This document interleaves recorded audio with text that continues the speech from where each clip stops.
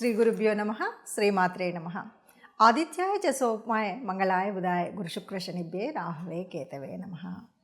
శ్రీమాత శ్రీ మహారాజ్ఞి శ్రీమత్ సింహాసనేశ్వరి చిదగ్నిగుండ సంభూత దేవకార్య సముద్యత. అందరికీ నమస్కారం. ప్రతి మాసంలాగానే మరి ఈ మాసం అంటే జనవరి 2025 ఫిబ్రవరి మాసం గాను మాస ఫలితాలు ఎలా ఉన్నాయి, ఇందులో ఉద్యోగ, వ్యాపార, వివాహ, విద్య, సంతాన విషయాల్లో ఎవరు ఏ రకమైనటువంటి ఇబ్బందులు ఉన్నాయి, యోగించే గ్రహాలు ఏంటి, యోగించినవి ఏమి అనేటువంటివి తెలుసుకోవడం కోసం చేస్తున్నటువంటి ప్రయత్నంలో ఈ వీడియోలో ఇందులో ఫిబ్రవరి 2025లో రెండవ పక్షం గ్రహస్థితి ఎలా ఉంది. గ్రహస్థితి కనుక చూసినట్లయితే మనకి వృషభంలో గురువు, మిథునంలో కుజుడు, అలాగే మరి కేతువు కన్యలో, రాహువు మీనంలో, మకరంలో రవి, బుధుడు మొదటి పక్షం వరకు ఉంటే ఇప్పుడు రెండవ పక్షంలో రవి, బుధుడు కుంభంలోకి వస్తూ ఉన్నారు. ఇక కుంభంలో ఇప్పటికే అంటే ముందు నుండి కూడా మొదటి పక్షంలో కూడా ఉన్నటువంటి శని ఉంటాడు. ఇది మనకు ఇప్పుడు ఉండేటువంటి గ్రహస్థితి. ఇక శుక్రుడు మీనంలో కనిపిస్తాడు. ఈ రెండవ పక్షంలో ఉన్నటువంటి గ్రహస్థితి ఇది. దీనికి అనుగుణంగా మరి ఫలితాలు ఎలా ఉన్నాయో చూద్దాం.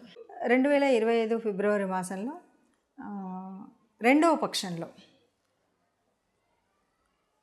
రాశి యొక్క ఫలితాలు ఎలా ఉన్నాయో చూద్దాం. దీనికి ఏంటంటే రవి, బుధుడి యొక్క మార్పు మాత్రమే కనిపిస్తుంది. చంద్రుడు ఎలాగో 2.5 రోజులకు ఒక్కొక్క రాశి చొప్పున మారుతూ ఉంటాడు.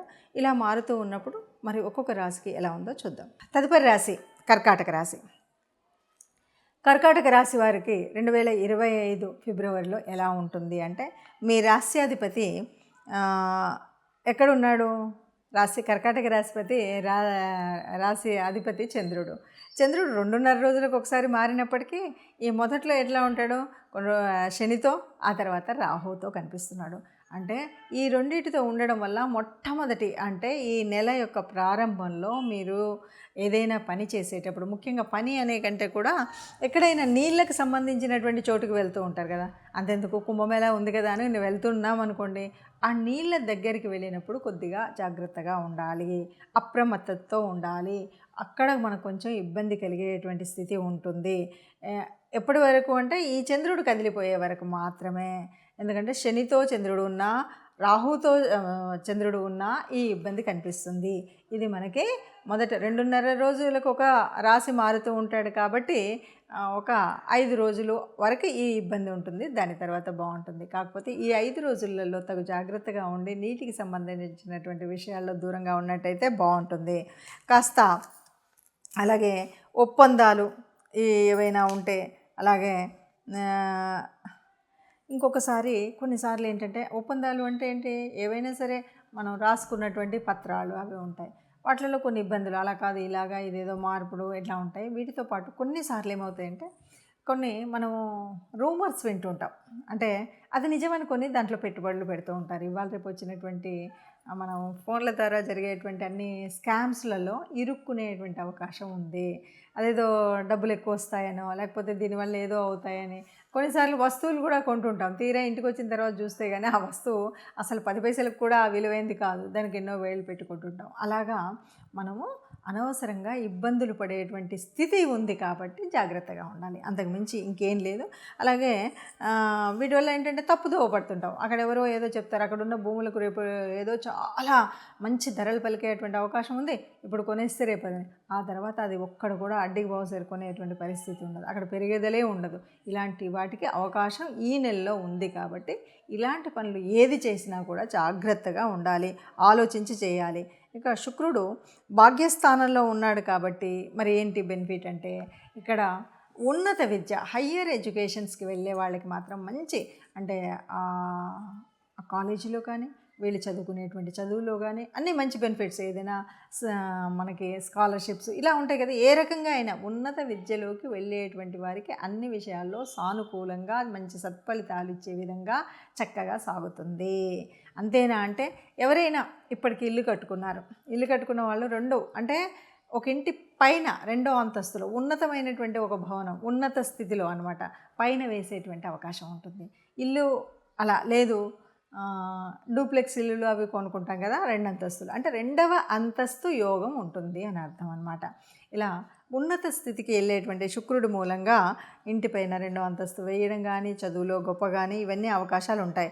అట్లాగే ఎవరైనా పార్ట్నర్షిప్ వ్యాపారాలు కనుక చేసినట్టయితే అది చక్కటి అభివృద్ధి పొంది, అంటే కొంతమందికి అన్నిసార్లు మనకు పార్ట్నర్షిప్ బాగా అనుకూలంగా ఉండదు, కానీ ఇక్కడ పార్ట్నర్షిప్ చాలా అనుకూలంగా ఉంటుంది. ఈ మాసం అంతా కూడా, అంటే ఈ మాసం అంతా ఉంటే ఒక మాసంలో చేస్తామా వ్యాపారం అని అడగొచ్చు మీరు. వ్యాపారం ఏదైనా సరే, వ్యాపారం కానీ ఉద్యోగం కానీ ఈ నెలలో మొదలుపెట్టేదాని విలువ తర్వాతి కాలం అంతా ఉంటుంది. అందువల్ల ఎవరైనా వ్యాపారం పార్ట్నర్షిప్తో ఈ నెలలో చేయాలి అనుకుంటే చక్కటి సత్ఫలితాలను ఇచ్చేటువంటి విధంగా ఉంటుంది అని చెప్పచ్చు. ఇక దీనితో పాటు మరి ఏం చేయాలి, ఏ రకంగా అంటే గ్రహానుకూలత కోసం అయితే తప్పనిసరిగా నవగ్రహాల మండపానికి వెళ్ళడం, అది కనీసం ఈ నెల రోజులలో వారానికి ఒకసారి వెళ్ళినా సరిపోతుంది. ఇష్టదేవత ఆరాధన చేయడం అనేటువంటిది తప్పనిసరిగా చేసినట్టయితే బాగుంటుందని చెప్పచ్చు. ఇప్పటి వరకు ఉన్నటువంటి గ్రహస్థితిని చూసాం కదా. ఎప్పుడూ కూడా గ్రహాలు మనకు అంటే కదులుతూనే ఉంటాయి. ఈ గ్రహాల మూలంగా, గ్రహాల యొక్క కదలిక వల్ల కొన్నిసార్లు కొన్ని గ్రహాలు ఒకే చోట ఉండడం, గ్రహాల దృష్టి ఉండడం, అష్టమ శని, అర్ధాష్టమ శని, ఏళ్ళనాటి శని ఇలాంటి వాటివన్నీ ప్రభావాలు ఉండడం, వీటన్నింటితో పాటు మనం ఉన్నటువంటి రాశిని బట్టి యోగకారకమైనటువంటి గ్రహాలు, యోగించని గ్రహాలు, ఇలా మనం అన్నీ చెప్పుకుంటూ వెళ్తూ ఉంటాం. దీని మూలంగా కొన్ని రకాలైనటువంటి ఇబ్బందులు, కష్టాలు, సుఖాలు, జీవితం అంటేనే కష్ట సుఖాలని చెప్తూ ఉంటాం. కానీ ఈ రాశిలో మీరు చెప్పారు ఇలాగే ఉండాలి అంటే మనం చెప్పేటువంటిది కాదు. వీటన్నిటికి కూడా మనకేంటంటే కర్మ సిద్ధాంతాన్ని నమ్మేటువంటి వాళ్ళం, పూర్వజన్మ సుకృతము ఉంటుంది. దీనివల్ల మనకేంటంటే మనం పుట్టినప్పుడే మన యొక్క జాతకంలో, జన్మ కుండలిలో కొన్ని గ్రహాలు చక్కగా ఏ ఏ స్థానాల్లో ఉండాలో అక్కడ ఉంటాయి. అయితే ఇలా ఉన్నప్పటికీ కూడా మారుతున్నటువంటి ఈ గ్రహాల యొక్క స్థితిగతులను బట్టి కొన్ని మార్పులు జీవితంలో ఏ నెలకన్నా ఏ వారానికి ఆ వారం చూసుకుంటూ వస్తూ ఉంటాం.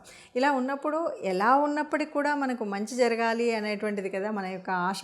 అందువల్ల మనందరం మంచిగా ఉండాలి అనడం కోసమే ముందు జాగ్రత్తగా ఈ విషయాలు తెలుసుకుంటాం. ఏదైనా దీనివల్ల కొద్దిగా కీడుంది, దీనివల్ల ఇలాంటి జాగ్రత్తలు తీసుకోండి అని ఏవైతే చెప్తున్నామో వాటిని తూచా తప్పకుండా పాటించినట్టయితే బాగుంటుంది. ఇది కాదు ఎగ్జాక్ట్గా నా జీవితకాలము యొక్క తెలుసుకోవాలి అంటే జన్మకుండలి తప్పనిసరిగా వేయించుకోవాలి. మీకు తెలిసిన మీ దగ్గరలో ఉన్నటువంటి ఎవరైనా జ్యోతిష్యుల దగ్గరికి వెళ్ళి పూర్తి జన్మకుండలిని వేయించుకొని పూర్తిగా దానికి సంబంధించిన విషయాల్లో మీరు తెలుసుకోవడం అనేటువంటిది మంచిది. అలా కాకుండా ఇలా కేవలము గ్రహస్థితిని బట్టి మారుతున్నటువంటి వాటిలో అంటే ఈ కోటాను కోట్ల మందిలో ఒక 30% వరకే మనకు దీని యొక్క రిజల్ట్ మనం చెప్తున్నట్టుగా ఉంటుంది. కాబట్టి అందరూ మంచిగా ఉండాలన్నదే ఆశ. ఆ మంచిగున్న వాళ్ళలో మనము ఉండాలి అన్నదే మన కోరిక. అందరూ హాయిగా, ఆనందంగా, సుఖంగా ఉండాలి. సర్వే జనా సుఖినో భవంతు. నమస్తే. ఇప్పటి వరకు ఉన్నటువంటి గ్రహస్థితిని చూసాం కదా. ఎప్పుడూ కూడా గ్రహాలు మనకు అంటే కదులుతూనే ఉంటాయి.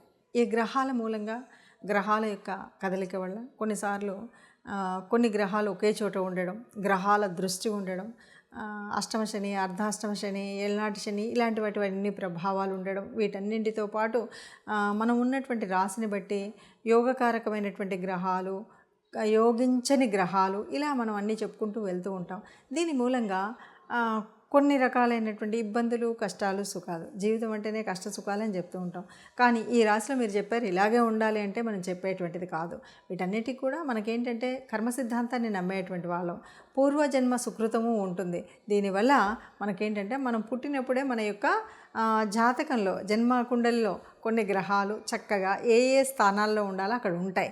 అయితే ఇలా ఉన్నప్పటికీ కూడా మారుతున్నటువంటి ఈ గ్రహాల యొక్క స్థితిగతులను బట్టి కొన్ని మార్పులు జీవితంలో ఏ నెలకన్నా ఏ వారానికి ఆ వారం చూసుకుంటూ వస్తూ ఉంటాం.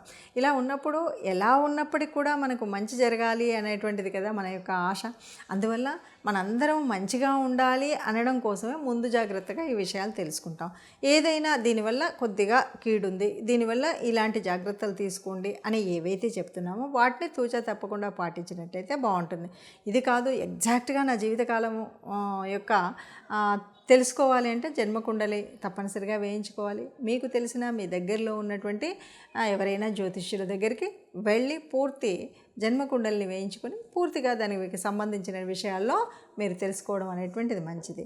అలా కాకుండా ఇలా కేవలము గ్రహస్థితిని బట్టి మారుతున్నటువంటి వాటిలో అంటే ఈ కోటాను కోట్ల మందిలో ఒక 30% వరకే మనకు దీని యొక్క రిజల్ట్ మనం చెప్తున్నట్టుగా ఉంటుంది. కాబట్టి అందరూ మంచిగా ఉండాలన్నదే ఆశ. ఆ మంచిగా ఉన్న వాళ్ళలో మనము ఉండాలి అన్నదే మన కోరిక. అందరూ హాయిగా ఆనందంగా సుఖంగా ఉండాలి. సర్వే జనా సుఖినో భవంతు. నమస్తే.